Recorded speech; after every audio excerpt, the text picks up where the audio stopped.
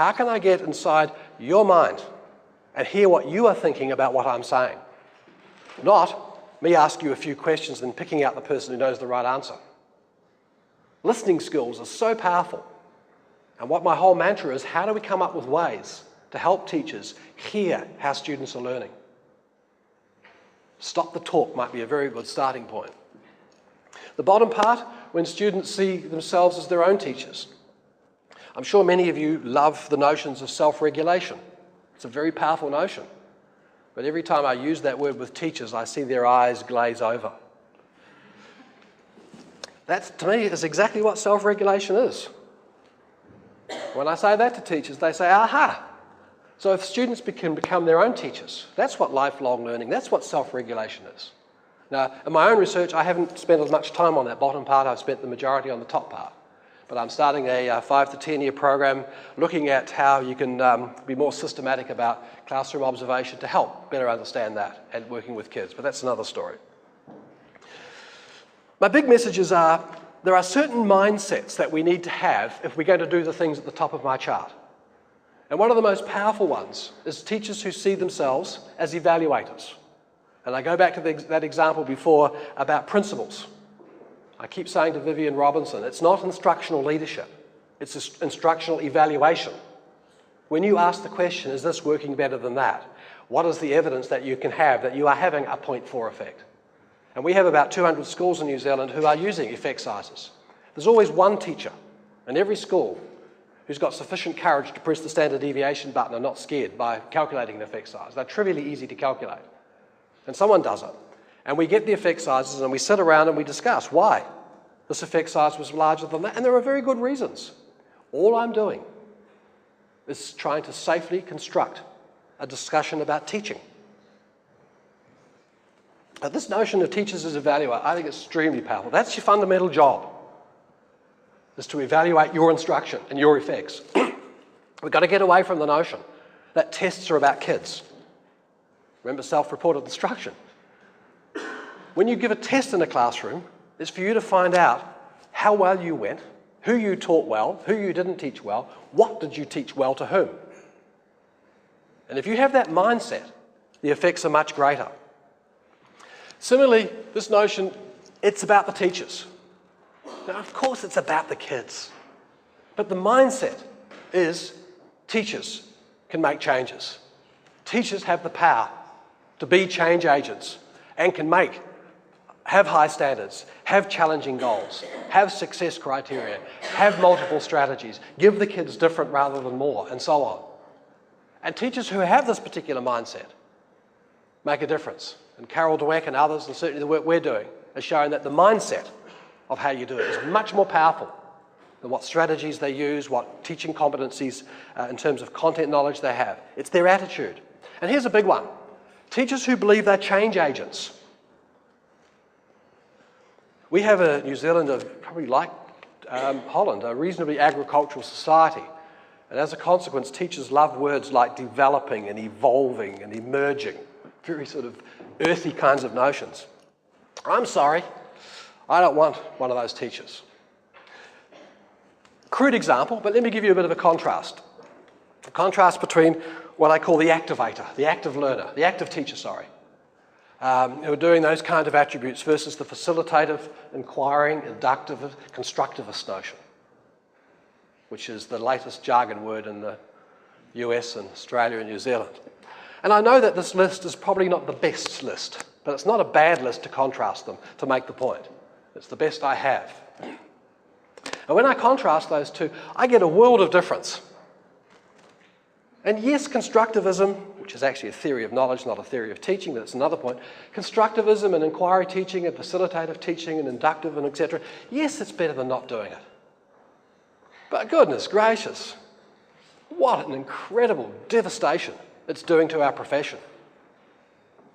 The art is how we do those kind of things on this side, how we can use those tools to get the mindset that goes with it. Because so often these new fads have yet again a new resource or a new something.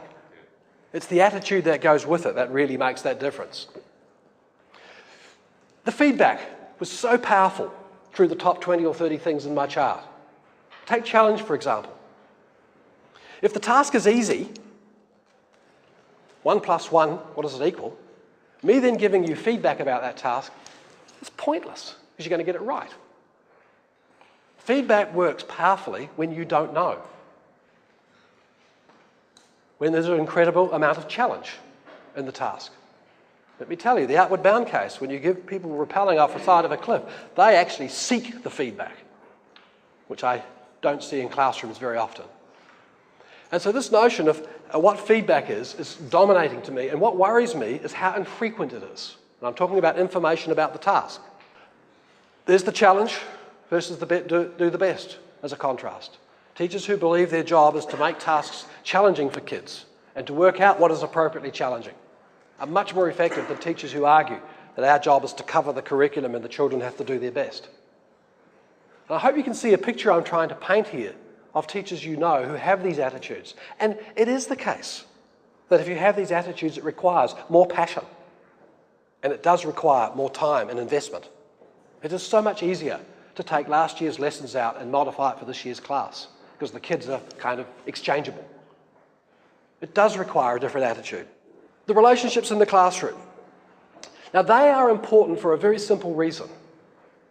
You've got to build trust before kids will admit they don't know.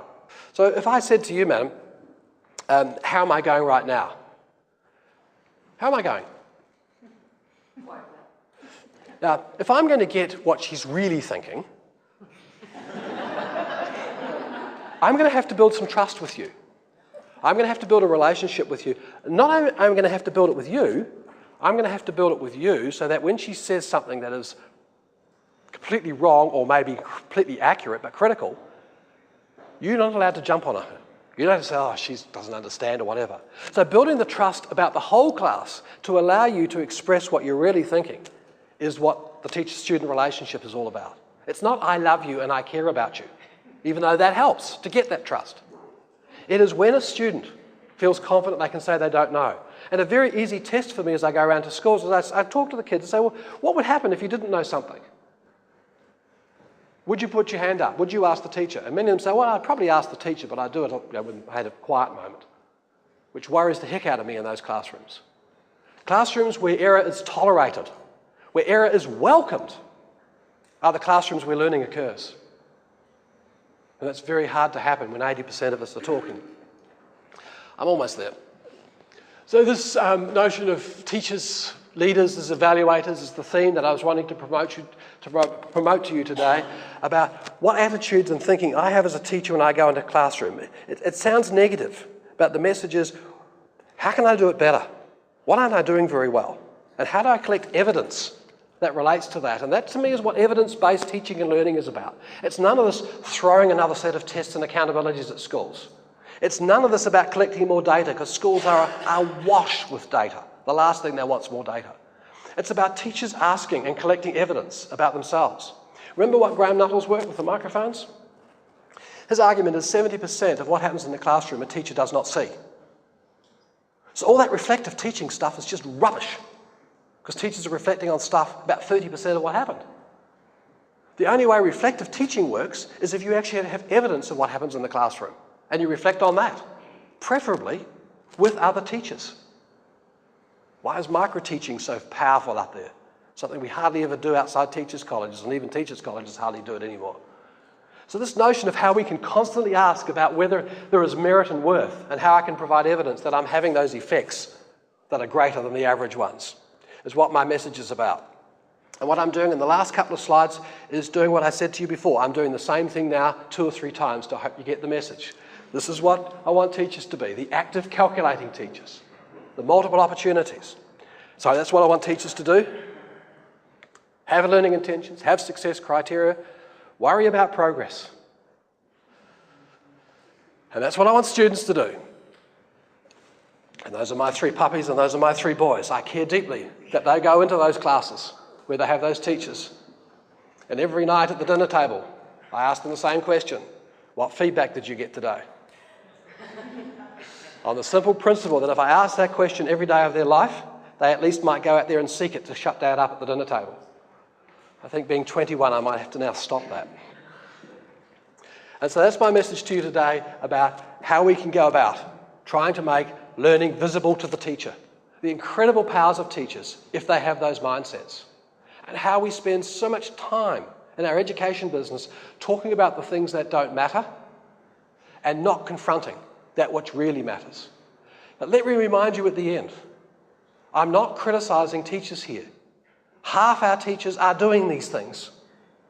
And we need a profession where we acknowledge that, we esteem that, and we privilege those teachers to help all of them in the school to make the difference. Evidence does count. Thank you.